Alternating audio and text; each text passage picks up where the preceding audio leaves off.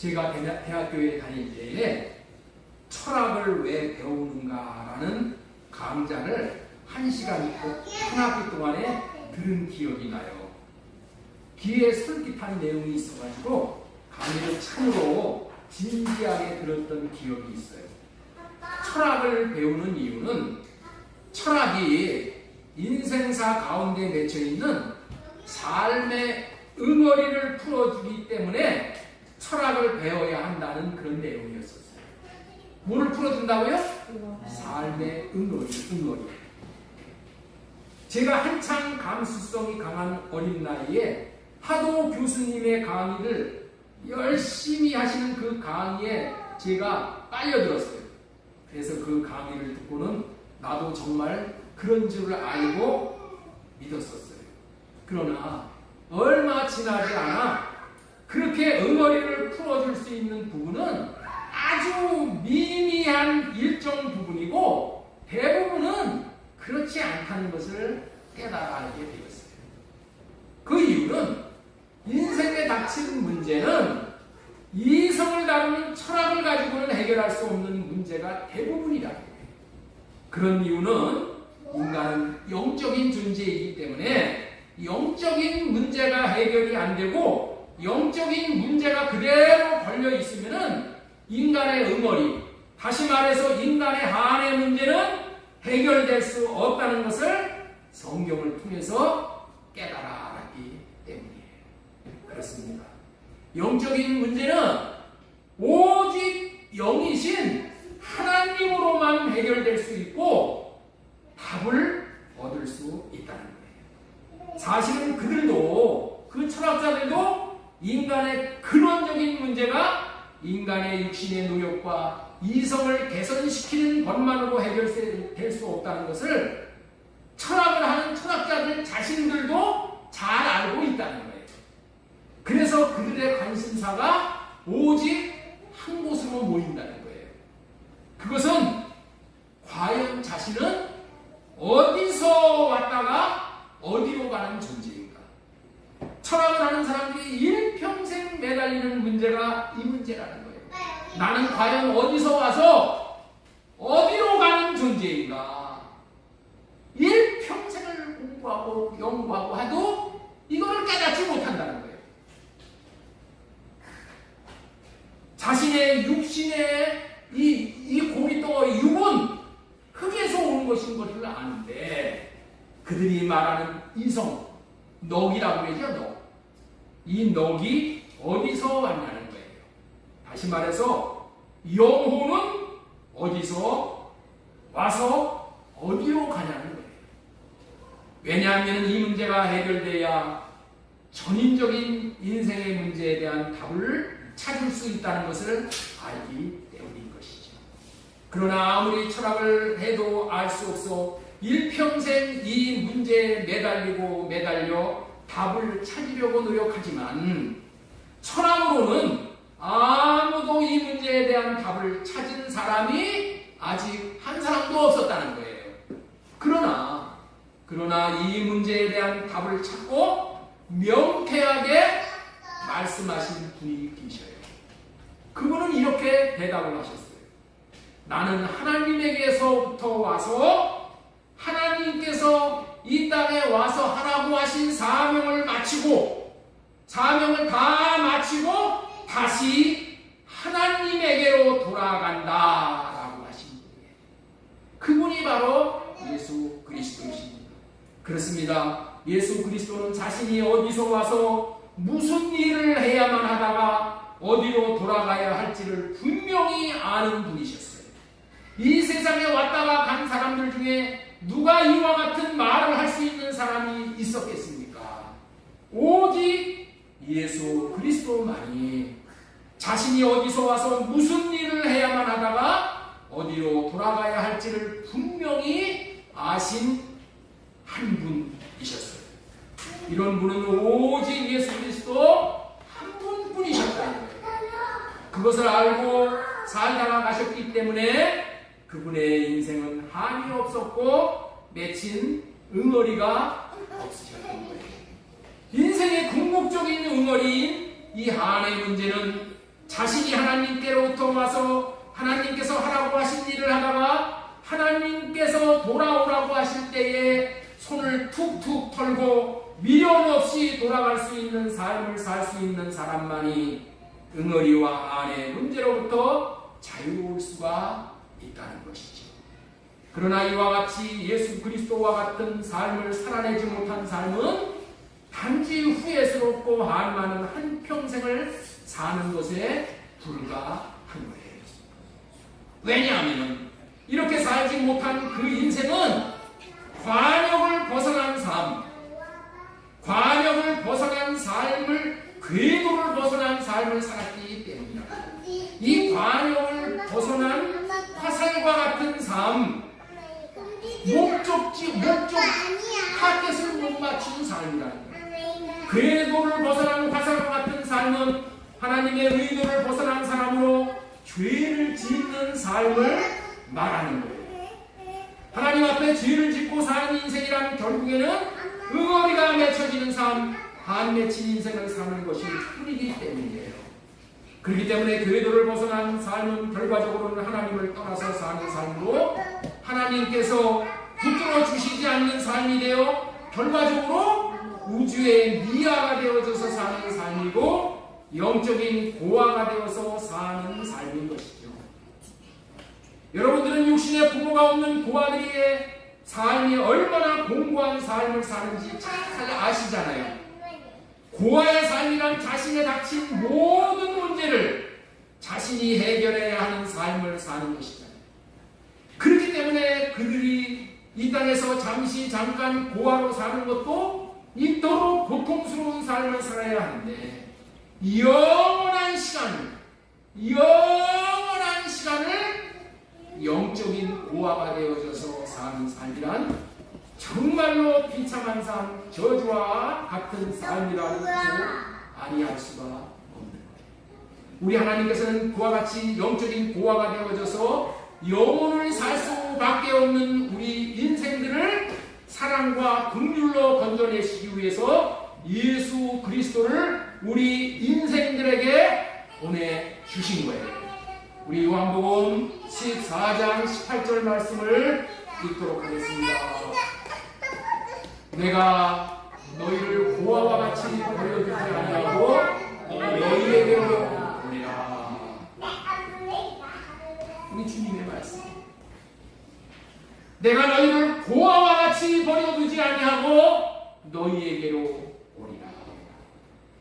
고아와 같은 저와 여러분들에게 예수 그리스도를 보내신 것은 약속에 신실하신 하나님께서 아브라함에게 하신 언약인 복음을 이루어 주시기 위함입니다.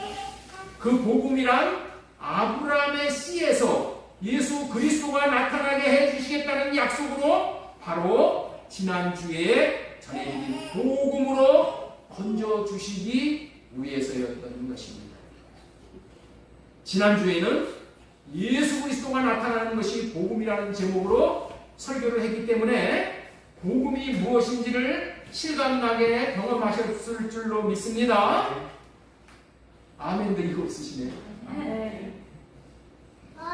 많은 사람들이 복음에 대해서 많은 이야기를 해요.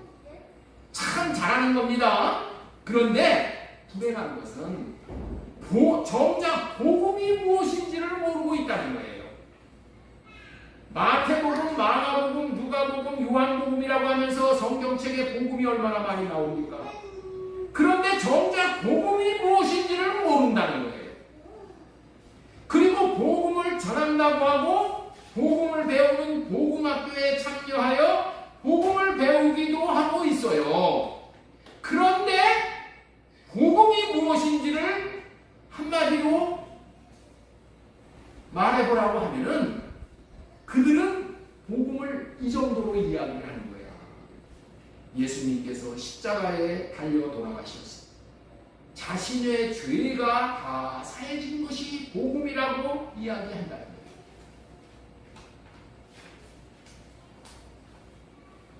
그들이 말하는 복음은 예수님이 자신을 위해서 과거에 하신 일을 이야기하는 정도밖에 모르니까 매일 과거를 울고먹는 것이 복음을 누리는 것이고 아는 게 현실이야. 잘 들으셔야 돼요. 지금 제가 이야기하는 복음은 그런 복음을 이야기하려고 하는 것이 아니야. 그래서 배운 복음, 다른 사람에게 전해드린 이야기를 가지고 과거만 돌아보게 하는 게 아니라는 거예요. 그런 복음을 내가 이야기하려고 하는 그런 복음과는 전혀 거리가 먼 거예요. 그런 복음은 들어도 긴가민가한 거야. 예수님이 나의 죄를 다 십자가에서 사해줬다고 하는데 과연 그 사해준 것을 믿는 사람들이 몇 사람이나 되냐는 거예요. 긴가민가한 거예요. 그런 것 같기도 하고 아닌 것 같기도 하고 막연한 것, 실감이 안 나는 것, 그래서 감동이 없는 것, 아무 전율도 느끼지 못하는 것인데 그런 복음으로 만족하면 안 된다는 거예요. 복음이란 나 자신이 느낀 바 되고 만져본 바 되고 경험한 바 되고 실제로 내 앞에 나타난 바 된 살아서 움직임으로 실제로 내가 지금 생명을 경험한 바가 되는 것을 복음이라고 하는 것이고, 그런 복음은 살아있는 복음인 거예요. 그 살아있는 복음을 알아야 하기에 그런 살아 움직이는 생생한 복음을 말하려고 하는 거야. 그런 복음이라야 앞을 바라보고 소망을 가지고 닥친 현실의 문제를 극복하게 되므로 믿음이 생겨지고 또 믿음이 자라나고 그래서 전진하고 생명의 자라남을 누리며 기뻐하며 만족할 수 있게 되어져서 예수님을 믿는 삶이 이런 삶이라, 이런 삶이 예수님을 믿는 삶이라 라고 전도도 할 수 있게 되어집니다. 이런 복음을 부를 때에 예수 그리스도가 나타나는 복음이라고 하는 거예요. 지난주에 설교한 복음이란 예수 그리스도가 나타나는 것이라고 했어요. 그래서 지난주에 예수 그리스도가 나타나는 복음이라는 제목으로 말씀을 그렇게 전하고 또 전하고 또 전하고, 예수 그리스도가 내 마음에서 나타나야 하고 내 마음에 나타나는 예수 그리스도가 지금 그리고 여기서, 이게 우리 기독교의 핵심이야. 지금 띄워주세요. Now and here야. Now and here. 지금 여기서 우리 가운데 나타나야 합니다. 로마서 1장 15절 말씀 보겠습니다. 그러므로 나는 할 수 있는 대로 로마에 있는 너희에게도 복음 전하기를 원합니다. 사도 바울이 너무나도 이 복음에 감격해서 복음이 무엇인지 알고 로마에 있는 사람들에게도 복음을 전하고 싶어 했어. 그래서 로마에 내가 서야 하리라, 로마에 가야 하리라, 이런 얘기를 하고, 내가 복음을 부끄러워하지 아니하노니 이 복음은 모든 믿는 자에게 구원을 주시는 하나님의 능력이 되니라. 그렇습니다. 예수 그리스도가 나타나는 복음이라야만 능력이 되는 거예요. 이 복음을 하나님의 의신 예수 그리스도가 자신의 삶 가운데 나타나시는 것입니다. 예수님이 나의 삶 가운데 나타나 주신다는 거예요. 로마서 1장 17절 보겠습니다. 복음에는 하나님의 의가 나타나서 믿음으로 믿음에 이르게 하나니, 이래야지 믿음이 생긴다는 거예요. 복음에는 하나님의 의가 나타나서, 복음에는 하나님의 의신 예수 그리스도가 나타나서 믿음에서 믿음으로 믿음에 이르게 하나니, 기록된 바 오직 의는 믿음으로 말미암아 살리라. 이런 사람이 이제 오직 믿음으로만 사는 사람이 되는 거예요. 복음은 하나님의 의신 예수 그리스도가 나타나는 것이 복음이라고 전해드렸습니다. 이제는 누군가가 여러분들에게 복음이 무엇입니까? 라고 묻는다면 예수 그리스도가 지금 여기서 나타나는 것이 복음입니다. 예수 그리스도의 마음이 내 마음에 나타나는 것이 복음입니다. 라고 서슴없이 이야기할 수 있는 저와 여러분이 되어요. 그것이 복음을 누리는 거예요. 그렇게 해드리려고 지난 날마다 복음 설교를 하는 거예요. 이런 의미에서 지난주 설교 제목 예수 그리스도가 나타나는 복음이라는 제목하에 첫 번째 대지로 전해드린 첫 번째 띄워주세요. 육의 사람에서 신령한 사람으로 라는 소제목의 말씀을 전해드렸지요. 예수 그리스도가 나타난 복음을 받아들이는 사람이 누릴 수 있는 축복 중에 축복이 뭐라고요? 육의 사람에서 신령한 사람으로 바뀐다는 거예요. 복음이 없는 사람은 여전히 육으로 사는 거야. 육으로 살아. 모든 것을 다 육으로 판단하고 육으로 육신의 것만 채우려고 살아. 고린도전서 15장 46절. 그러나 먼저는 신령한 사람이 아니요 처음부터 신령한 사람이 되는 게 아니야. 복음을 알기 전에는 안 돼. 육의 사람이요 그 다음에 신령한 사람입니다. 첫사람은 땅에서 났으니 흙에 속한 자이거니와 둘째 사람은 하늘에서 나십니다. 이게 영의 사람이에요. 신령한 사람. 하늘에서부터 난 위로부터 거듭난 사람. 육의 사람이 신령한 사람으로 변화되어지는 것이 예수 그리스도가 나타나는 복음 때문이라고 말씀을 전해드린 거예요. 오늘은 내 안에 계신 그리스도라는 제목으로 우리들 모두에게 참으로 중요한 말씀을 전하고자 하는 거예요. 인류 역사상 이 땅에 왔다가 간 사람 중에 가장 성공적으로 살다가 가신 분은 예수 그리스도이십니다. 그렇다면 가장 성공적인 삶을 살다가 간 두 번째 인물을 뽑으라면 누구를 뽑을 수 있을까요? 예? 첫 번째가 예수님이야. 두 번째 뽑을 수 있는 사람이 누굴까? 우리 문동현 집사님이 대답을 하고 하시려고 좀 딱 시기를 기다리고 계시죠. 안희문 목사님입니다. 나는 세 발의 피도 안 돼. 두말할 필요도 없이 사도 바울인 거예요. 왜냐하면 사도 바울은 자타가 고민할 정도로 그렇게 위대한 인생을 살아간 사람입니다. 그래서 지금도 신실한 기독교인들이 그리고 목사님들이 가장 본받아 닮고 싶은 사람이 사도 바울인 거예요. 아니 사도 바울 자신도 너희들은 나를 본받으라고 했어. 자, 고린도전서 4장 16절 말씀 보겠습니다. 그러므로 내가 너희에게 권하노니 너희는 나를 본받는 자가 되라. 빌립보서 3장 17절 말씀 보겠습니다. 형제들아, 너희는 함께 나를 본받으라. 여러분들 나를 본받으라고 말할 수 있겠습니까? 여러분들의 자녀들에게 나를 본받는 자가 되라고 말할 수 있어요? 나는 내 양심상 그렇게 말할 수 없어. 우리 자식들한테 너 나 본받아라 얘기 못해. 아빠가 잘한 것은 본받더라도 잘못한 것은 에이 저렇게 하면 안 되겠구나 여기고 버리라고 말할 수밖에 없어요. 그런데 사도 바울은 너희는 나를 본받는 자가 되라고 했던 거예요. 이런 말을 한 것은 사도 바울이 교만해서 이런 말을 한 것입니까? 아닙니다.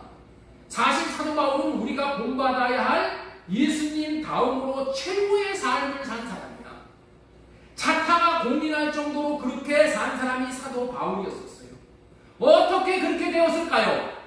사도 바울이 어떻게 그렇게 되었을까요? 자신 안에 그리스도를 모시고 살았기 때문이라는 거예요. 그래서 오늘 설교 제목이 뭐예요? 내 안에 계신 그리스도. 자신 안에 그리스도를 모시고 살았기 때문에 너희는 나를 본받는 자가 되라라고 그런 말까지 할 수 있었다는 거예요. 자신의 집에다가 예수 그리스도를 모시고 산 것이 아니야. 이 집의 주인은 예수 그리스도입니다 하고 뭐 액자도 걸어놓고 그러죠? 여러분의 집에다가 예수 그리스도를 모시고 사는 것이 아니라 자신 안에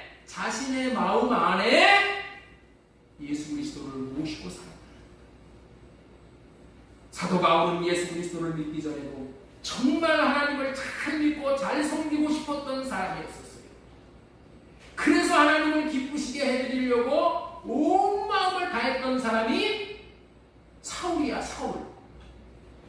그렇다면은 어떻게 하는 것이 하나님을 기쁘시게 하는 것인가 하고 이 사울, 바울의 옛사람 사울이 생각을 해봤더니 맞아, 하나님의 말씀인 율법의 말씀을 잘 지키고 그대로 순종하여 사는 것으로 생각을 했다는 거예요.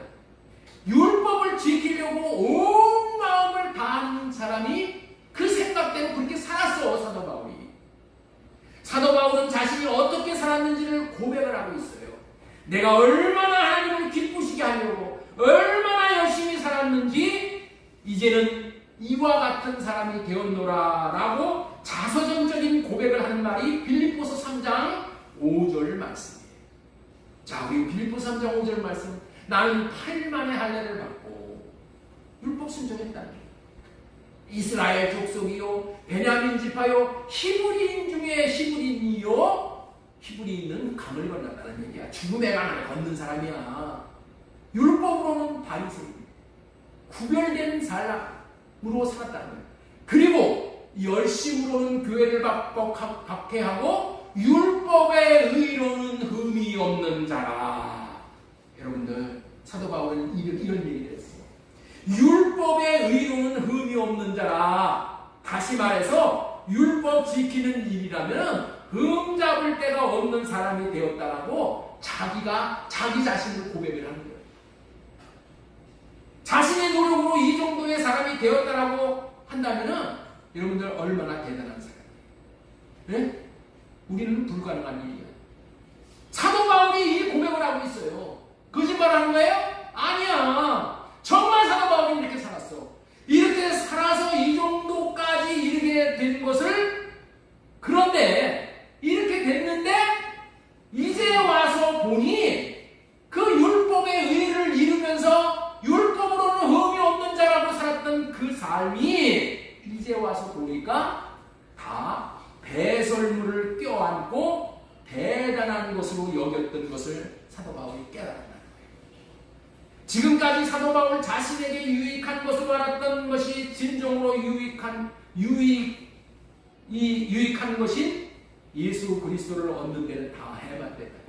사도 바울은 이제 진정으로 유익한 것은 뭐냐? 예수 그리스도를 얻는 것이 진정으로 유익한 것인 줄 알았어. 그런데 이제까지 살았던 삶을 되돌아보니까 예수 그리스도를 얻는 데는 자기가 그렇게 살았던 삶은 다 해만 끼친 버릇이라는 것을 깨달아 알았다. 왜 이런 말을 하는가 하면은 사도 바울은 율법을 잘 지키기 위해서 한다고 한 것들이 지나고 나서 보니까 그리스도를 위하는 입장에서 본다면은 결국에는 그리스도를 해롭게 하는 것 뿐이었다. 그런 얘기를 하는 거야.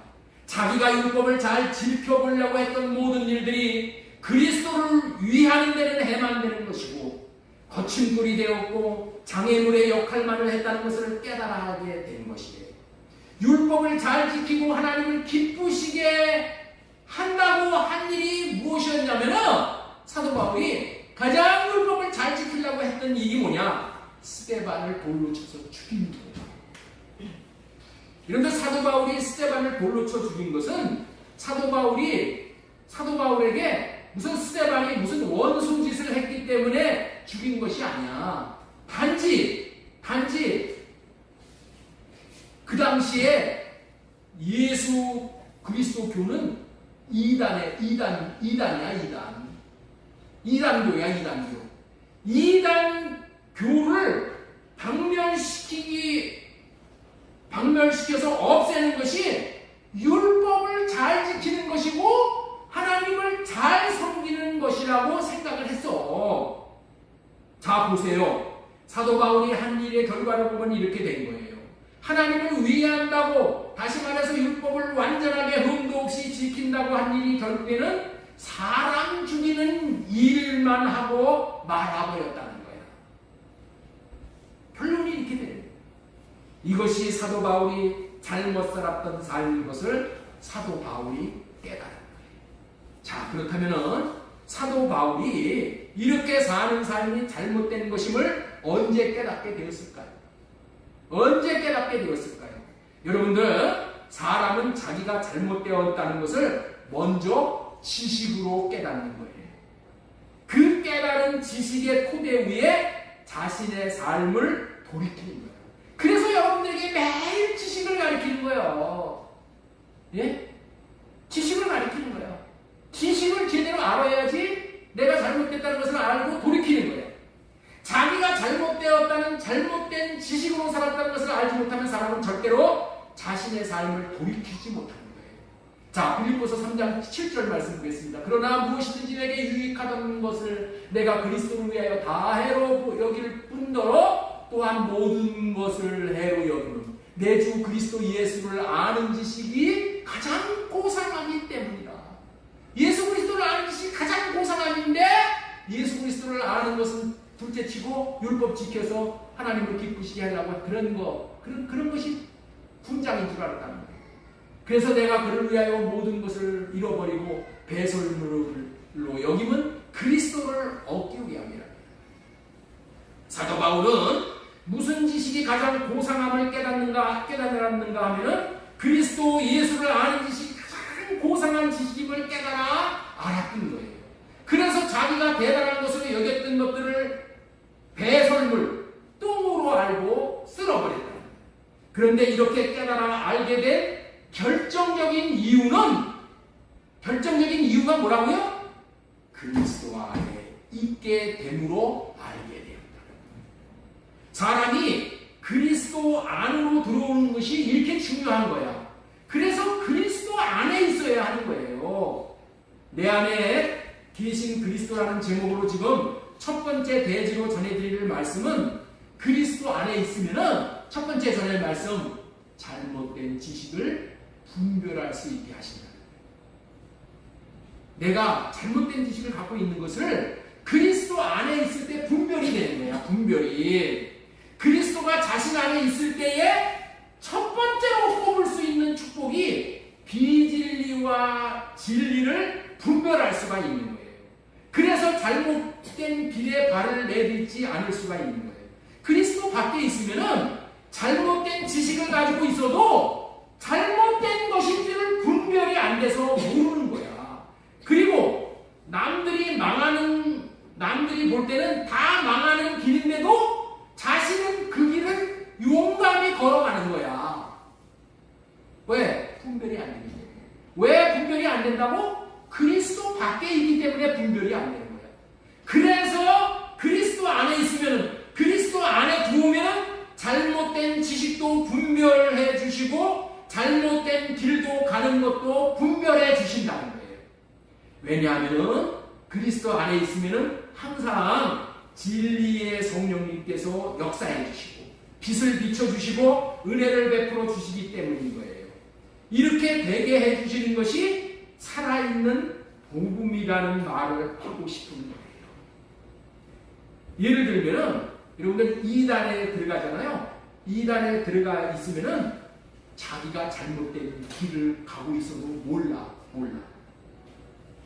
예? 2단에 들어가서 2단 교주가 야, 땅 팔아가지고 야, 다 나한테 갖다 바쳐. 그건 잘못된 길인 건지도 모르고 맹목적으로 갖다가 바치는 거예요. 왜 그렇다고요?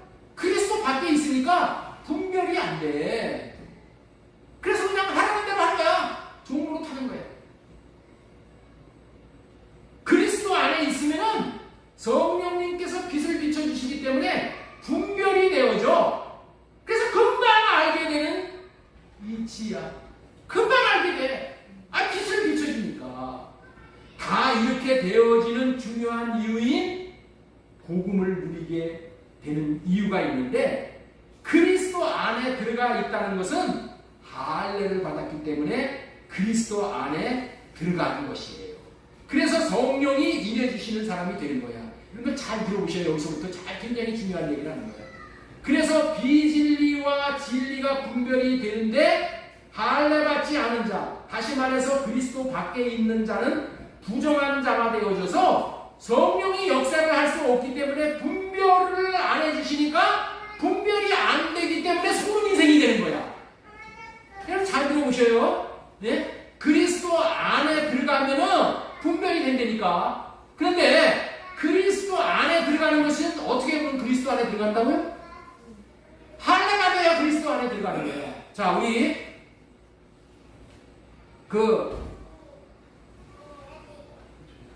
이사야 52장 1절에 보면은 이사야 52장 1절에 보면은 새 예루살렘 성에 다시는 할례받지 않거나 부정한 자는 들어갈 수가 없다고 했어. 할례받지 아니하는 자는 새 예루살렘 성 예수 그리스도 안에 들어갈 수가 없는 거야. 여러분들 나 예수 믿어. 나 예수 안에 있어. 할례받지도 않고 그런 소리 하는 거 다 그거 다 거짓말이야. 할례받지 않으면 그리스도 안에 들어갈 수가 없다니까.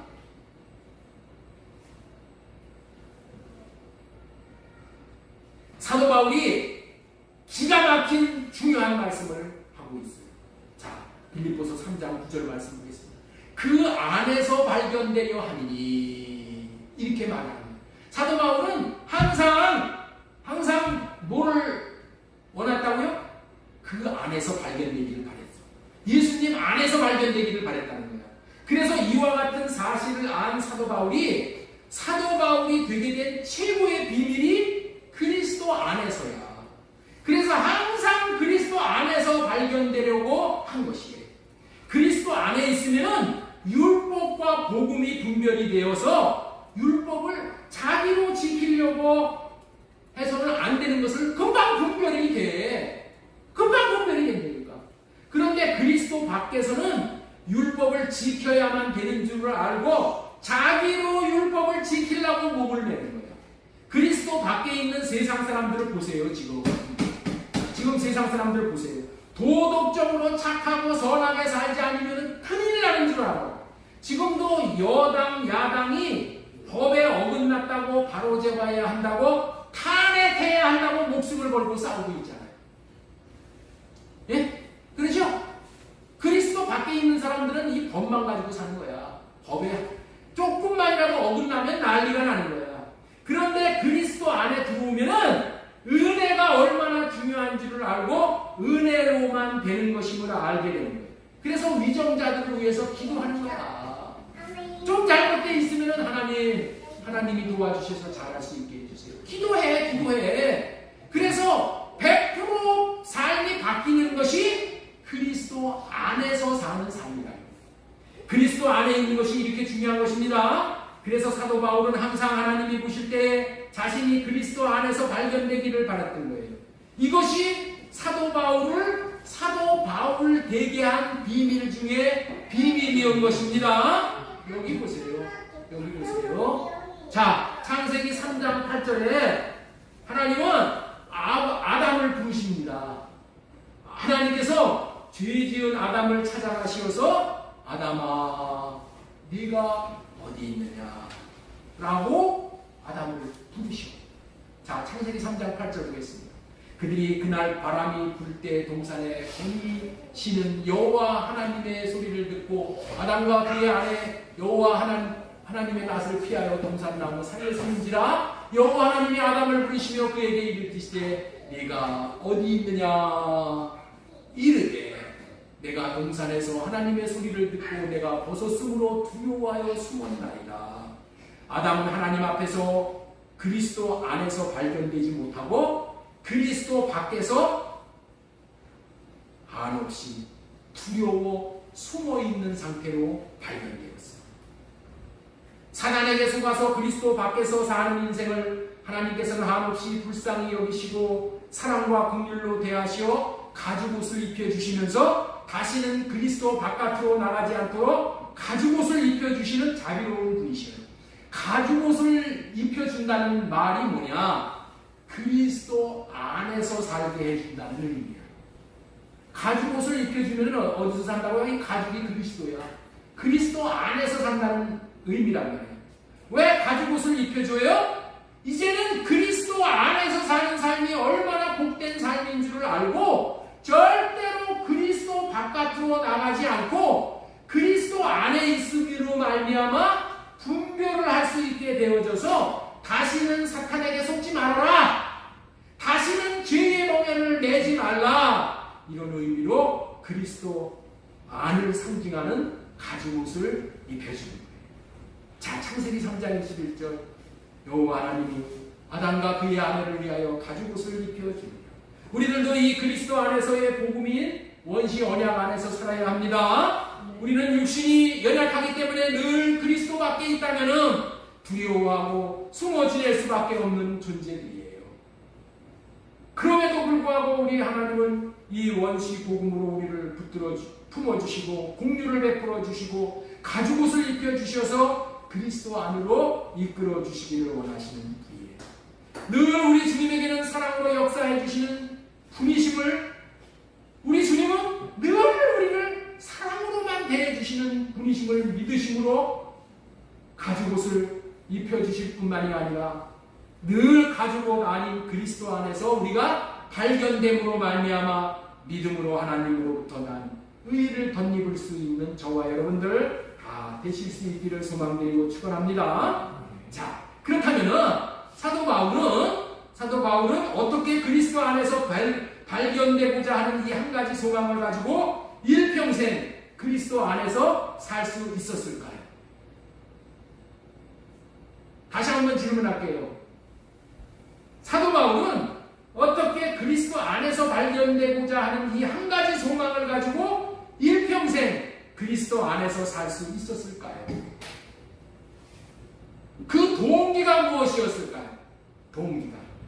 여러분들 잘 아셔야 하는 것은 동기라는 것이 있는 거예요. 동기.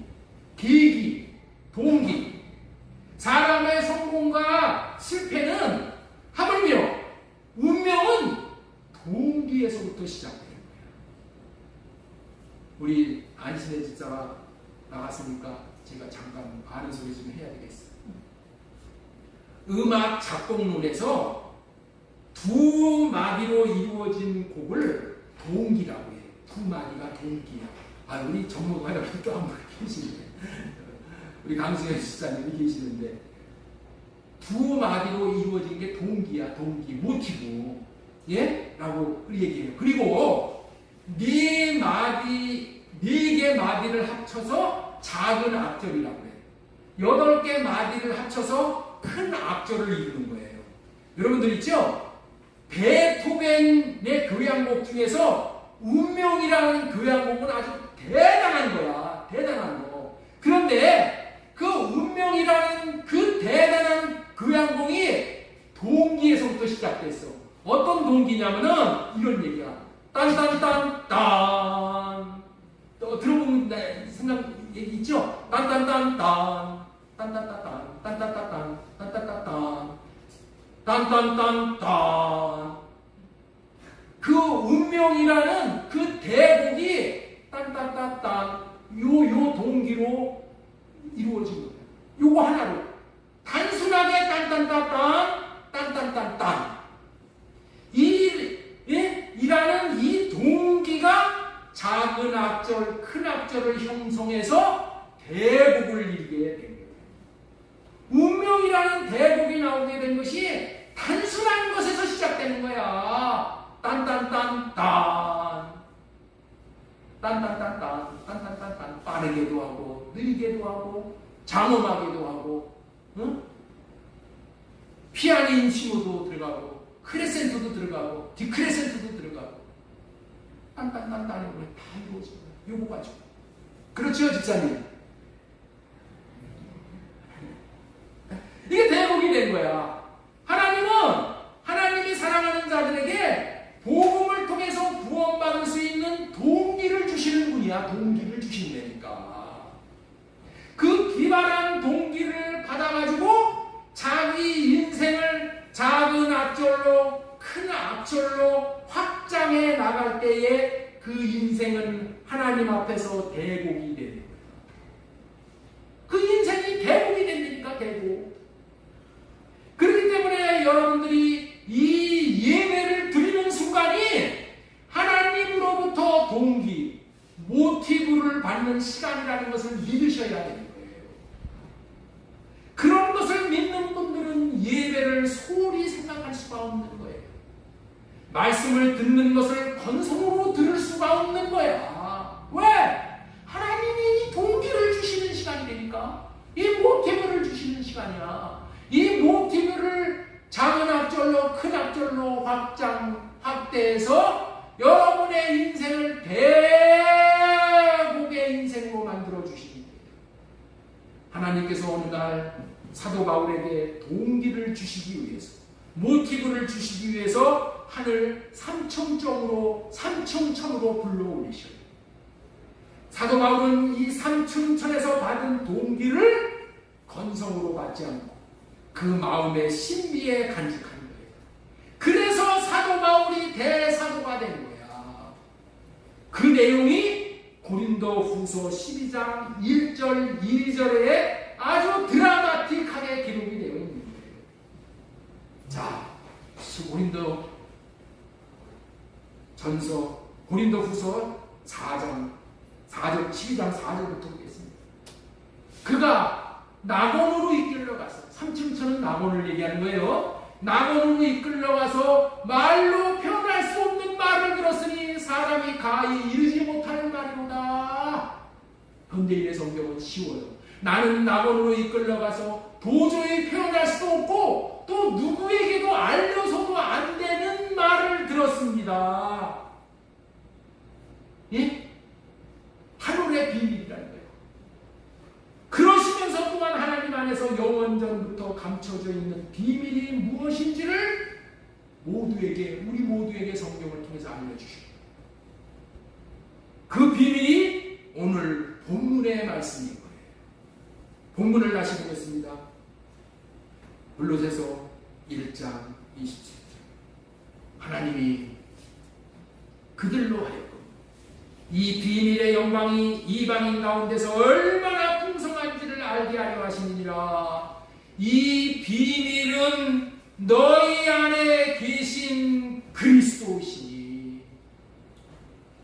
이 비밀은 무엇이라고요? 너희 안에 계신 그리스도시니 곧 영광의 소망이십니다. 이 비밀은 너희 안에 계신 그리스도시니라고 하시면서 예수 그리스도가 영광의 소망이라고 확실하게 알려주고 있는 거예요. 사도 바울이 삼층전에 올라가서 본 비밀이 무엇이었다고요? 너희 안에 계신 그리스도예요. 너희 안에 계신 그리스도. 예수 그리스도를 밖에 두고 바라만 보는 사람이 있어. 초림으로 오신 예수님의 시대는 예수님을 밖에서 바라보는 시대예요. 이 시대는 지금 지나갔습니다. 지금 바라본다고 해서 예수님, 초림으로 오신 예수님 볼 수 있는 사람 아무도 없어. 이런 밖에서 계신 주님을 사모하는 사람은 주님의 영광을 볼 수 없어. 지금은 이 시대가 아니라 어떤 시대예요? 새 언약 시대야. 새 언약 시대. 새 언약 시대는 주님이 우리 안에 들어오시는 시대예요. 시대가 바뀌었으니 이제 시대에 맞춰서 살아야 되는 거예요. 그리스도인의 최대의 소망은 우리 안에서 그리스도께서 나타나 보여주시는 영광을 보여주시는 시대예요. 그런데 안에 계신 그리스도가 주시는 마음으로 살 때만이 하나님은 영광을 나타내 주신다는 거예요. 그래서 내 안에 계신 그리스도가 영광의 소망이라고 하는 거예요. 육신으로 오신 그리스도는 우리 안에 계실 수가 없어. 그래서 성령 안에서 다시 오신 예수 그리스도는 우리 안으로 오시는 그리스도시요. 내 안에 그리스도를 모셔야 그분이 나타나셔서 말씀하시는 말씀을 직접 받을 수가 있어서 순종이 가능해요. 첫 언약 때에 순종하지 못하는 두 가지 이유를 말씀을 드렸지요. 첫 언약 지난주에 첫 언약 때에는 순종하지 못하는 두 가지 이유가 있다고 했어요. 그 두 가지 이유를 말씀을 드렸는데 내 안에 그리스도가 들어오심으로 두 가지의 문제가 모두 해결되어짐으로 순종이 가능해진다는 거예요. 그래서 내 안에 계시게 해주겠다는 언약인 이 할례 언약, 새 언약, 두 번째 언약만이 복음이라는 거예요. 내 안에 계신 주님이 계실 때만이 우리 주님이 내 마음에서 나타나 주실 수가 있어. 내 안을 주님의 집으로 삼으시고 사시면서 우리가 구할 때마다 내 안에서 나타나 주시고 주님이 영광을 보여주시는 거예요. 그래서 그분이 소망이 되는 거예요. 아무리 불러도 대답이 없으신 분을 소망으로 삼을 수는 없는 것입니다. 여러분들 그런 분을 소망으로 삼아서 되겠어요? 아무리 불러도 대답이 없는 일이야. 그런 분을 소망으로 삼으면 무슨 소용이 있어? 뻔히 불러도 대답이 없을 텐데. 그런 분은 소망이 아니요. 그런 분을 붙잡고 사는 게 아니야. 내가 마음에서 부를 때마다 왜 그러냐 아들아, 왜 그러냐 사랑하는 아들아, 내가 여기 있다. 내 안에서 나타나시는 주님, 그분이 우리의 소망이시라는 거예요. 사도 바울은 이 삼층전에 올라가서 본 비밀, 다시 말해서 예수 그리스도께서 우리 안에 들어오시는 것이 하나님께서 만세전에 세우신 비밀이라는 지식을 알고 이 지식을 통해서 놀라운 하나님의 계획을 깨달아 알게 된 거예요. 예수 그리스도가 마음 안에 계시게 하는 것이 복음 중에 복음이고 모든 율법의 저주에서 해방을 받는 것이고 온갖 하늘의 신령한 복을 받게 되는 것이라는 것을 깨달아 알게 된 것이에요.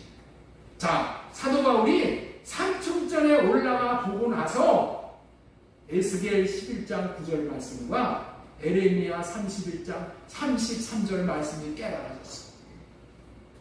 성경을 이전에는 아무리 많이 봐도 이것이 무슨 말씀인지 깨달아지지 못했는데 삼층전에 들어가서 내 안에, 너희 안에 계신 그리스도, 내 안에 계신 그리스도라는 이 비밀이 깨달아지고 나서 이 말씀이 깨달아졌다. 이 말씀이 무슨 말씀이에요? 에스겔 11장 9절 말씀, 19절 말씀 보겠습니다. 내가 그들에게 한 마음을 주고 그 속에 내 새 영을 주며 그 몸에서 돌 같은 마음을 제거하고 살처럼 부드러운 마음을 주어 예수님이 내 안에 들어오셔서 이런 마음을 주신다는 거야. 내 안에 계신 그리스도가 이런 마음을 주신다는 거야. 그래서 이 마음을 받았을 때에 내가 율례를 따르며 규례를 지켜 행하게 하리니 하나님 사랑이 이웃사랑이 되어지게 된다는 거예요. 그래서 내가 하나님의 백성이 되고 하나님은 우리 하나님이 된다. 에레미야 31장 33절도 그러나 그날 후에 내가 이스라엘 주가 맺으려니 하는 이러하니 곧 내가 나의 법을 그들의 속에 두니. 법이 누구야? 말씀이야. 말씀 대신 예수 그리스도가 내 안에 계셨을 때에 예수님이 주시는 마음, 법이 지켜지는 거예요. 그리하여 이것이 사도 바울이 깨달아진 거예요. 이 말씀이 깨달아졌다니까. 어디 가서 깨달아졌다고요? 삼층천에 올라갔어. 이때부터 사도 바울의 화두는 내 안에 계신 그리스도 안에서만이 된 거예요.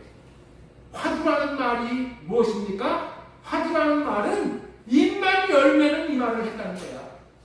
화두가 뭐라고요? 문정희 지사님, 화두가 뭐라고? 입만 열면은 이 말만 하는 거야. 입만 열면은. 사도 바울은 입만 열면 무슨 말만 했다고요? 내 안에 계신 그리스도. 오직 주님 안에서. 오직 자신 안에 계신 그리스도 안에서. 하늘의 모든 비밀이 열려지는 것을 알게 된다.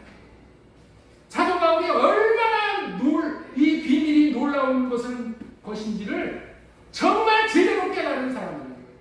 그래서 이 깨달은 바 이것이 너무나도 감격이 되어져가지고 에베소서 1장에 그대로 자기의 이 마음을 드러내고 있어. 네. 여러분들 드러낸다는 게 뭐예요? 찬송하고 있다. 사람이 어떤 때 찬송을 하는 것입니까? 여러 가지가 있겠지만 너무나도 놀라운 비밀을 깨달았을 때 어떻게 돼? 찬양이 터져 나오는 거잖아요. 하나님이 이 비밀을 알려주셨네 하고 하나님 감사합니다 하고 찬양이 나오잖아요. 그 찬양이 사도 바울이 이 깨달은 바에 대해서 나오는 거예요. 자, 에베소서 1장 3절 말씀 보겠습니다. 찬송하리로다 하나님 곧 우리 주 예수 그리스도의 아버지께서 그리스도 안에서 하늘에 속한 모든 신령한 복을 우리에게 주시되. 어디서 주신다고요? 그리스도 안에서. 그리스도 안에서 무슨 복을 주신다고요? 하늘에 속한 모든 신령한 복. 지금 두 번째 대지 말씀을 전해드린 겁니다. 첫 번째는 뭘 전해드렸죠? 오늘 설교 제목이 뭐예요? 내 안에 계신 그리스도. 첫 번째로 전해드린 말씀이 뭐예요? 내 안에, 내가 그리스도 안에 있을 때 잘못된 지식을 분별할 수가 있다. 진리와 비진리를 분별할 수가 있게 된다. 그래서 실족하지 않는다는 거예요. 그리고 두 번째, 내 안에 계신 그리스도만이 영광의 소망이다. 영광의 소망으로 계신 그리스도 안에서만 하늘의 신령한 복을 받게 되는 것이다. 사도 바울은 그리스도 안에서 받는 최고의 축복을 깨닫고 찬송을 하고 있는 거예요. 그리스도 안에서 받는 복은 하늘의 신령한 복입니다. 그렇다면 하늘의 신령한 복이 무엇입니까? 우리 교회에서 하늘의 신령한 복이 무엇인지 모르는 사람은 간첩이야. 무슨 얘기예요? 신천지에서 온 사람이라는 거예요. 네? 하늘에 속한 신령한 복에 대해서 말씀을 드렸죠? 하늘에 속한 신령한 복이 무슨 복이라고 했죠? 아주의 기룡의 복이라고 했죠? 아주의 기룡의 복. 첫 번째 뭐라고 했어요? 아주의 기룡. 아가 뭐예요? 그리스도 안에서 아들이 되는 복. 하나님의 아들이 되는 복이에요. 두 번째 복이 뭐예요? 그리스도 안에서 죄 사함을 받는 복. 죄. 그 다음에 기자가 뭐예요? 그리스도 안에서 내가 하늘의 기업이 되는 거예요. 내가 하늘의 기업이 되는 거예요. 그 다음에 세 번째는 뭐예요? 그리스도 안에서 내가 성령으로 인침을 받는 거예요. 성령으로 인침을 받는다는 말의 의미는 여러분들 집을 샀을 때 등기소에 가서 등기를 치죠? 등기하죠? 그러면 어떻게 돼요? 그 집 내 집이 되는 거예요. 돈 아무리 지불해줬어도 등기하지 않으면 나중에 날라가 그거. 그렇죠? 하나님이 나를 등기한다는 말이 성령으로 잊혀진다. 하나님이 나를 하나님의 소유로 삼는다는 그런 의미의 말이에요. 이 말이 어마어마한 말이잖아요. 시편 94편 14절 말씀 보겠습니다. 여호와께서는 자기 백성을 버리지 아니하시며 자기의 소유를 외면하지 않으시리로다. 네? 이게 성령으로 인침받은 자가 누리는 축복이야. 하나님께서는 절대로 자기 백성을 버리시지 않고 자기의 소유를 외면하지 않는데, 외면하지 않는다는 게 뭐야? 하나님 하고 부르면은 대답도 안 해. 이게 외면이지. 하나님이 부르면 하나님이 등으로 뒤로 앉으시오. 이게 외면이지. 외면하지 않으신데, 여러분들 하나님이 외면하지 않는 사람보다 복이 어디 있습니까? 사도 바울이 산층전에 올라가서 너희 안에 계신 그리스도, 우리 안에 계신 그리스도, 내 안에 계신 그리스도의 비밀을 깨달아요. 이것을 깨닫고 너무도 감격하고 감동이 되어져서 잠을 잘 수가 없었던 거예요. 잠을 잘 수가 없어. 이걸 알으니까 너무너무 좋고 너무너무 기쁘고 너무너무 감격했어. 그래서 사도 바울은 오직 너희 안에 계신 그리스도만 전하게 된 거예요. 사도 바울은 뭐만 전하게 됐다고요? 너희 안에 계신 그리스도. 네? 그리스도가 어디에 있다고요? 너희 안에 있어. 민혁이 집사님, 그리스도가 어디 계시다고요? 집사님 안에 계시다고. 네? 우리 김옥순 어머니 매일 돌아가시기 전에 어머니 하나님 어디 계셔요? 내 마음에 있지. 그리고 가셨어.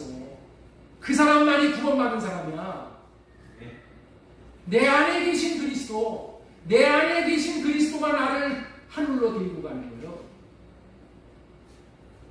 내 안에 계신 그리스도만이 영광의 소망이야. 세 번째로 전해드린 말씀이 뭐예요? 그리스도 안에서 완전한 자가 되는 거예요. 자, 우리 골로새서 1장 28절 말씀 보겠습니다.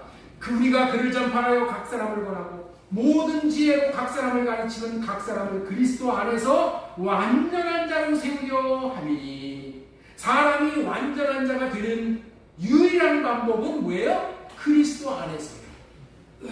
어떻게 해서 그리스도 안에서 완전한 자가 되는 것입니까?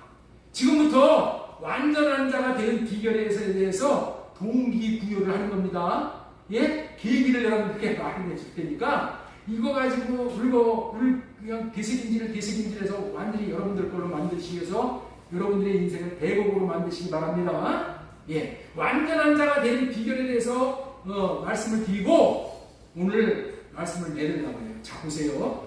그리스도 안에 들어가는 비밀이 무엇이라고 했어요? 그리스도 안에 들어가는 비밀은 할례 받는 거라고 했어요. 껍데기에다 할례 받는 게 아니라 꽃에다 할례 받는 게 아니라 마음에다가 할례 받는 거예요. 그렇죠?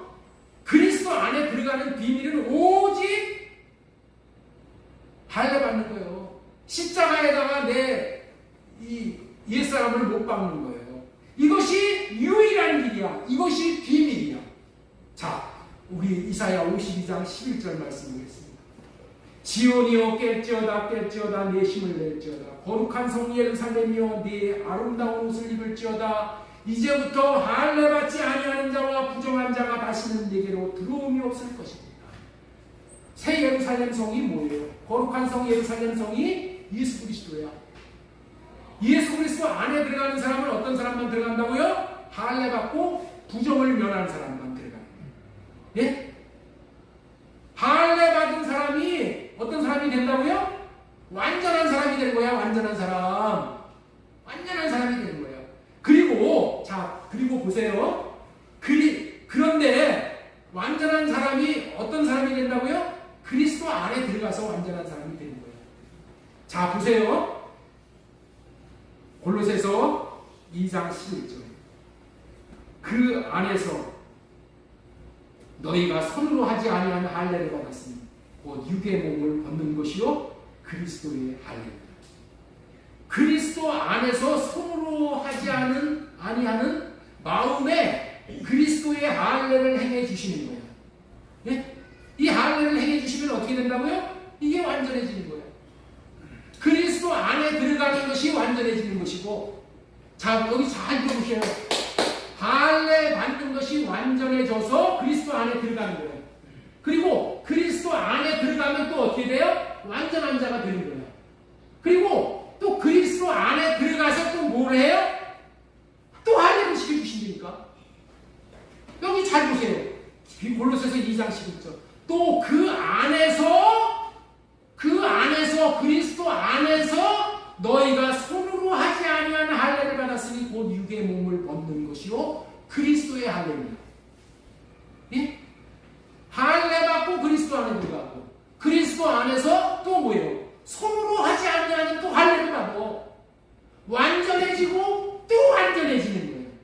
이 할례 받는 것이 완전하게 되는 법인데 법대로 할례 받고 그리스도 안에 들어가서 또 그리스도 안에 들어가서 할례 받음으로 완전한 자가 되어지는 거예요. 이렇게 이중으로 할례 받는다는 것이 이게 완전입니다. 이게 뭐라고요? 필요 충분한 조건. 완전해지는 필요한 조건이고 충분한 조건이야. 이게 정기적인 용어로는 뭐라고 얘기를 하냐면은 인터롭을 걸어놓는다. 그렇게 얘기해요. 인터롭이라는 것은 뭐냐면은 감전사고를 방지하기 위해서 이중으로 안전장치를 걸어놓는 거예요. 이중으로. 인터롭의 고침. 여러분들 있죠? 우리가 완전해지고 예수 그리스도처럼 내가 거룩하니 너희도 거룩해지는 것이 얼마나 중요하냐면은 하나님께서 이렇게 이중장치를 두면서 우리를 완전하게 해주니까. 할례 받고 그리스도 안에, 할례 받아 완전한 자가 되어져서 그리스도 안에 들어가고, 그리스도 안에 들어가서 또 할례 받는 거예요. 그래서 또 완전한 자가 되는 거예요. 이해가 되시겠죠? 이렇게 완전한 자가 되게 해주시겠다는 것이 아브라함에게 주신 언약이야. 이 언약대로 완전하게 되는 법을 지금 말씀드리는 것입니다. 창세기 17장 1절 말씀 한번 또 보겠습니다. 아브라함이 99세 때 여호와께서 아브라함에게 나타나서 그에게 이르시되 나는 전능한 하나님이라 너는 내 앞에서 행하여 완전하라. 완전해지는 게 뭐라고요? 10절 너희 중에 남자는 다 할례를 받으라. 이것이 나와 너희와 너희 후손 사이에 지킬 내 언약이다. 이 언약이 후손사에 지킬 영원한 언약이야. 이 영원한 언약이 뭐라고요? 예수 그리스도로 말미암은 그리스도의 할례라는 거예요. 사도 바울이 이 비밀을 깨달은 것입니다. 사도 바울은 율법으로 의롭게 되고자 온갖 수단 방법을 다 동원했었어요. 사람을 죽이는 일까지 마다하지 않고 했으나 율법으로 참된 의를 얻지 못하고 부정한 자로 여전히 남아 있을 수밖에 없었으나 할례 받고 그리스도 안에 들어갈 수 있고 그리스도 안에서 손으로 하지 않는 육의 몸을 벗는 그리스도의 할례로 말미암아 완전한 자가 될 수 있는 비밀을 알았다는 거예요. 여러분들 있죠? 사도 바울이 그렇게 율법을 열심히 지켰어. 그런데 자기 자신이 완전하지 못한다는 것을 자기가 알았어. 자기가. 그런데 완전하게 되어지는 비밀을 여기서 깨닫는 거야. 여기서. 그래서 사도 바울은 이 진리를 깨닫게 되어서 둥실둥실 춤을 추었던 거예요. 그리고 기쁨으로 할례받고 그리스도 안에 들어가 그리스도 안에서 자신 안에 계신 주님이 주시는 마음으로 그 마음으로 자신의 기쁨을 누리고 주님의 마음을 나타내는 삶만 사는 거예요. 주님의 마음만 나타내는 삶을 사는 거예요. 그리고 이 진리를 전파하여 완전한 자로 세우기 위해서 이제 새 언약의 전도자로서의 삶을 그토록 열심을 다해서 온갖 수고를 다해서 살아간다.